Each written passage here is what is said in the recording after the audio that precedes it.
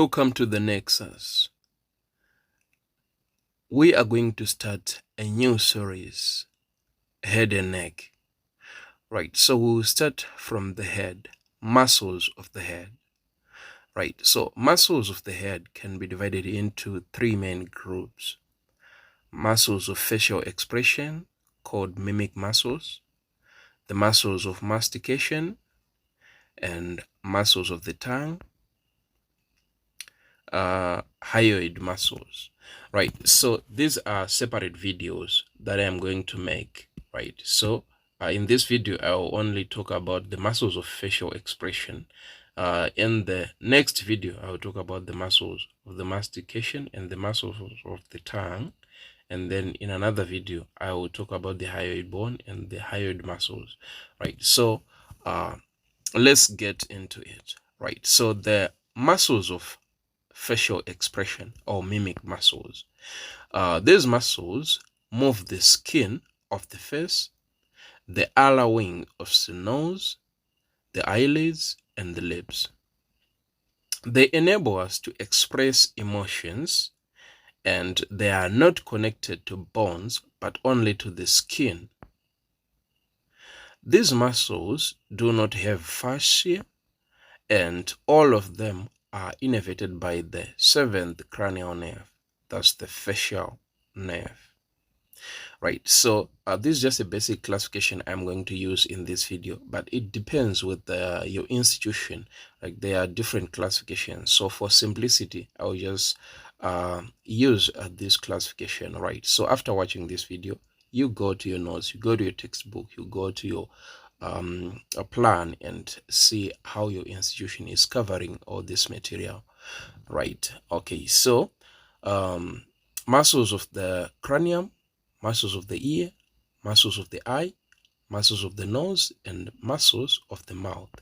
Right, muscles of the cranium.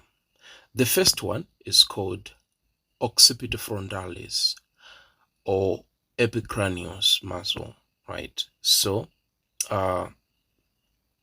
this muscle has an anterior belly on number 1 and posterior belly on number 4.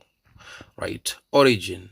Right, so the frontal belly originate from the skin of the eyebrow, the muscles of the forehead, and the occipital belly originate from the lateral two-thirds of the superior nuchal line. Insertion. Insertion is the epicranial aponeurosis. This is the aponeurosis. Another name is called Gallia aponeurotica. Gallia aponeurotica, right? Action of the occipitofrontalis, right? So the frontal belly elevates the eyebrows, wrinkles the skin of the forehead, and the occipital belly retracts the scalp. Innervation, as I said, is the seventh cranial nerve, right? So the frontal belly is particularly innervated by the temporal branches of the facial nerve, and the occipital belly is innervated by the posterior auricular nerve. It's again a branch of the seventh cranial nerve. That's facial nerve, right? Next, we'll talk about the temporoparietal muscle. The Latin name is musculus temporoparietalis, right? This is the muscle. It originates from the auricular muscles, which I'm going to talk about next, like in the muscles of the ear. The insertion is Gallia aponeurotica. Innervation, again, is seventh cranial nerve, but particularly the temporal branches of the facial nerve. Action. This muscle pulls the ears cranially and dorsally, cranially up and dorsally to the back. Muscles of the ear, right? So you have the anterior auricular muscle, superior auricular muscle, and the posterior auricular muscle. If you look here, you can see the superior, anterior, and posterior, right? So for the anterior auricular muscle, its function is pulling the ear to the front. The superior auricular muscle is pulling the ear cranially up, and the posterior auricular muscle, it pulls the ear dorsally or to the back, like this direction. Next, the muscles of the eye, right? So the muscles of the eye, the main one is the orbicularis oculi, this one around the eye, right? So actually you can see two parts. There is an orbital part and palpebral part, right? What's the function of the orbicularis oculi? Closing of the eyelid, that's eyelid closer, squeezing of the eyes shut, like you can shut your eyes and then squeeze it so that it's like this opening is tight, right? That's squeezing the eyes shut. Blinking, animation of the lacrimal sac. The next muscle here is the corrugator supercilii, right? So is this muscle actually in green? What's the function? Draws the eyebrows together, creating a vertical fold.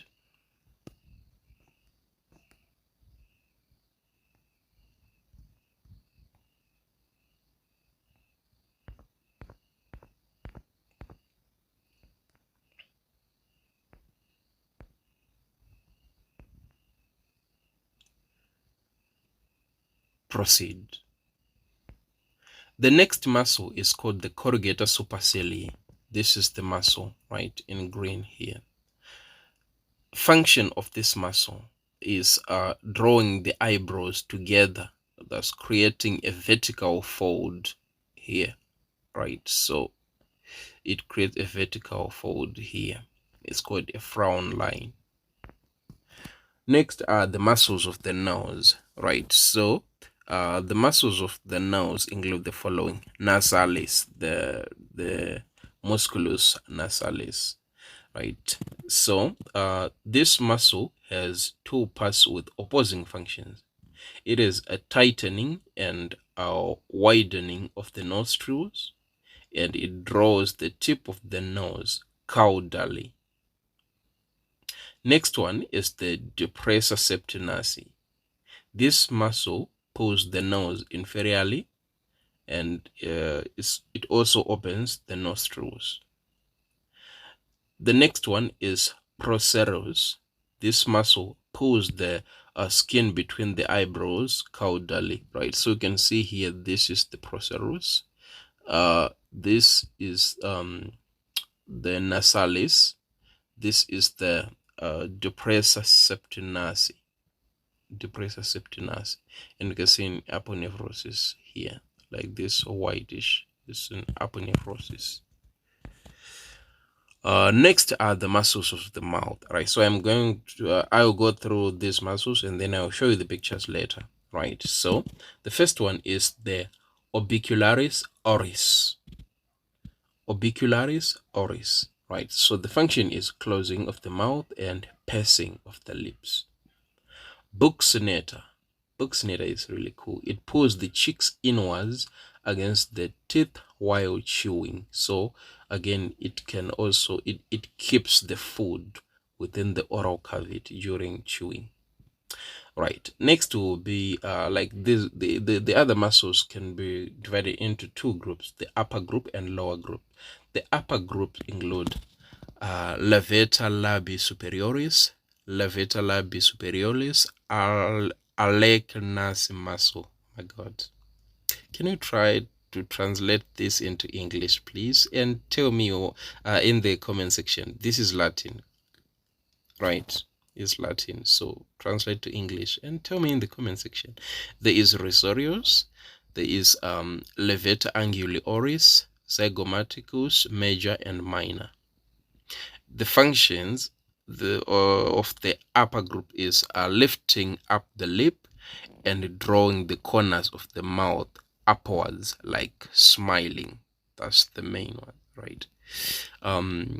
Another fun fact, this risorius, if it's less developed, some text suggests that that's the source of dimples, like underdeveloped risorius.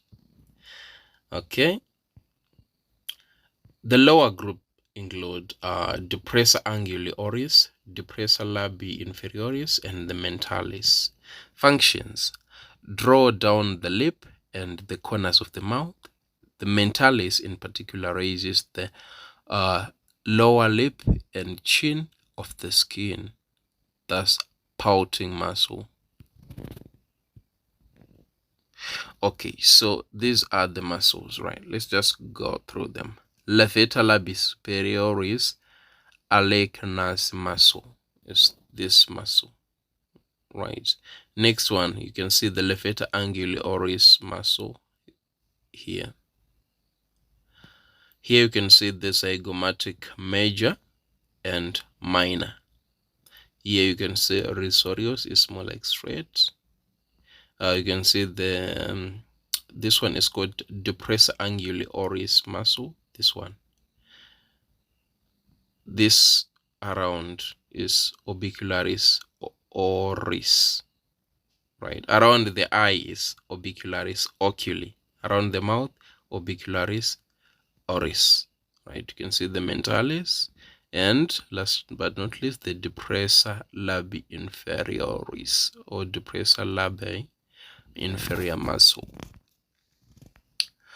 Okay, so here is just a review, right? So if you look here, you can see the epicranial aponephrosis or the gallia aponephrotica here. Here you can see the frontal belly. This is the frontal belly of the occipitofrontalis. Here you can see the muscle, the corrugator supercilii. I remember I said it's responsible for formation of like a vertical fold on the forehead, like the frowning line.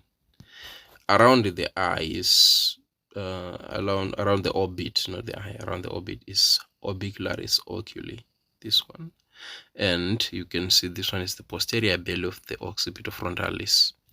Around the mouth, you can see the orbicularis oris. And here, going straight, is the buccinator muscle. Right, so this is just the anterior view and lateral view. Right, so the next task, please, can you fill this diagram? Find somewhere to write and label this. Number 1, you write the name. Number 2, like you write everything here. I think it's until number 19. Some numbers are skipped, so don't worry, just write everything and then I will show you the answers. Okay, let's start. Number 1, I will just give you is the frontal belly of the occipitofrontalis. And number 4 is the occipital belly. So write everything and then I will show you the answers.